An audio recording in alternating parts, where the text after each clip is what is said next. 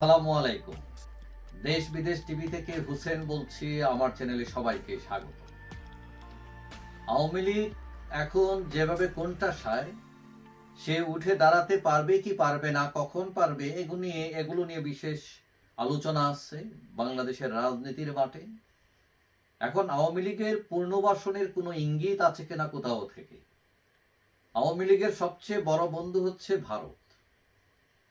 এখন শেখ হাসিনা ভারতে আছেন, ওইখান থেকে বক্তৃতা বিবৃতি দিচ্ছেন এবং ভারত সরকার বলছে এটা শেখ হাসিনার ব্যক্তিগত ব্যাপার, ভারত সরকার এটার সাথে সম্পৃক্ত না, এটা হচ্ছে একজন মানুষের ব্যক্তি স্বাধীনতা। এদিকে বাংলাদেশ সরকার শেখ হাসিনাকে ফেরত চেয়েছে, ভারত সেক্ষেত্রেও নিরুত্তর।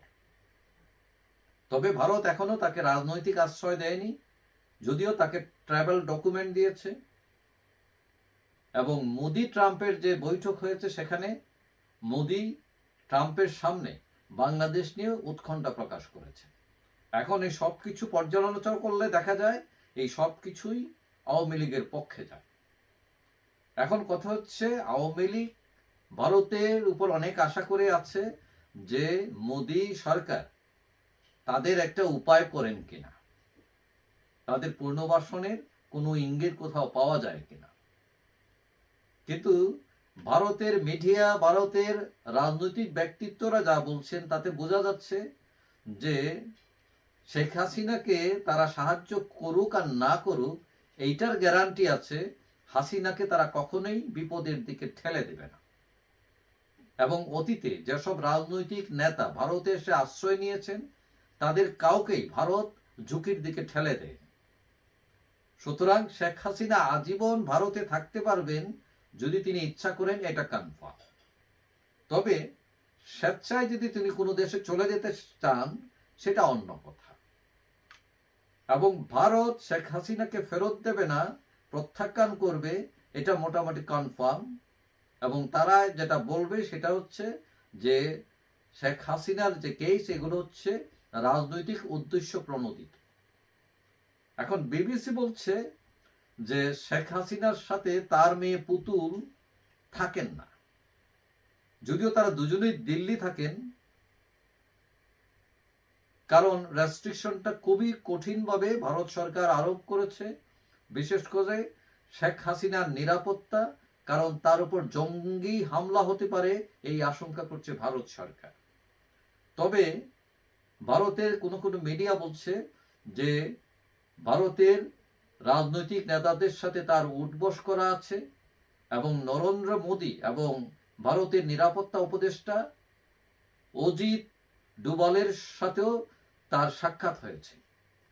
তবে সেটা ঘন ঘন কোনো সাক্ষাৎ নয়। বিবিসি এটাও বলছে যে হাসিনার অবস্থান এখনো নিশ্চিত নয় যে কোথায় তিনি আছেন, এত কঠোর গোপনীয়তা অবলম্বন করছে ভারত সরকার। তবে তারা এটা নিশ্চিত করেছে যে হাসিনা যতদিন ভারত থাকতে চান, আজীবন চাইলে আজীবন থাকতে পারবে। তবে আওয়ামী লীগকে পুনর্বাসনের গ্যারান্টি দিতে পারে না ভারত, পারবে না, কারণ বিশ্ব রাজনীতির বাস্তবতায় এটা এখন সম্ভব নয়। এখন কথা হচ্ছে তাহলে আওয়ামী লীগের করণীয় কি? এখন আওয়ামী লীগের যেটা করণীয় সেটা হচ্ছে, এটা আমি নিজে ব্যক্তিগতভাবে মনে করি, সেটা হচ্ছে আমাদের দেশে একটা বাচ্চা যদি সিঁড়ি থেকে পড়ে যায়, পিছলা খেয়ে পড়ে যায়, যেভাবেই হোক, তখন আমরা কি করি? আমরা একদম জান পারান দিয়ে দৌড়ে গিয়ে তাকে ধরি, উঠাই। কিন্তু ইউরোপ আমেরিকার বাস্তবতা ভিন্ন। তারা একটা বাচ্চা যদি পড়ে যায় তাকে তারা উঠায় না। তারা কি বলে, উঠো উঠো, চেষ্টা করো, এই তো পারছো। এবং বাচ্চাটা কিন্তু শেষে ঠিকই উঠে যায় এবং উঠে যাওয়ার পর তার হাততালি দেয় এবং বলে, ওয়েল ডান, ইউ ডিড, তুমি পেরেছো, এই তো তুমি পারো। তখন বাচ্চাটা কি মনে করে? সে নিজেকে স্বাবলম্বী মনে করে, সে মনে করে সে পারে, তার কনফিডেন্স লেভেল গ্রো হয়। এখন এই কথাটা এই জন্য বললাম যে আওয়ামী লীগকে কেউ তুলে দেবে না, তাকে নিজেই উঠতে হবে, যত কষ্টই হোক না কেন। ভারত হয়তো তাকে মোটিভেট করতে পারে উৎসাহ দিতে পারে, তাকে উপদেশ দিতে পারে, বর্জু দূরে দাঁড়িয়ে হাততালি দিতে পারে, কিন্তু আপনাকে টেনে তুলবে না।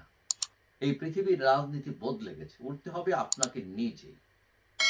সুতরাং আওয়ামী লীগের পুনর্বাসনের কোনো ইঙ্গিত নেই, পুনর্বাসন করতে হবে নিজেই, এবং আওয়ামী লীগ সেটা পারবে, কারণ অতীতেও তারা উঠেছে, এবারও উঠতে পারবে। তবে তার ভুল ভ্রান্তি কাটিয়ে তার নেতৃত্বকে সুন্দরভাবে সাজিয়ে সে যদি চেষ্টা করে, এটা সময়ের ব্যাপার মাত্র। যাই হোক, সবাই ভালো থাকবেন। আশা করি দেখা হবে অন্য কোনো ভিডিওতে ইনশাআল্লাহ।